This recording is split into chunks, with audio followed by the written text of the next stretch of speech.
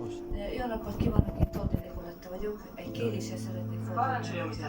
Nemrég 2 hete megszületett a kisfiam, ott van a Kazincbarckai kórházban. Sajnos elvették tőlem az anyagi körülményeket, és ezért szeretnék velük fordulni, nem tudnának nekem valami anyagi segítséggel, itt legjobban beszélni valóra, festeni valóra, csemperegasztóra, ajtóra, ablakokra, még így egy kicsinek, ami fontos, hogy babakocsi, kisagy, pelenka, tapszer, nekem így hiányzokat, kisbabának azokat szeretném, hogyha tudnának nekem segíteni.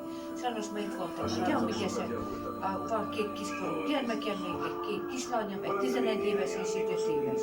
Ma itt voltak a gyamügyesek, és nem akarom, hogy veszélyeztettem őket, és a kicsik, a nagyanyokat, és nem akarom azt, hogy elvegyék őket is.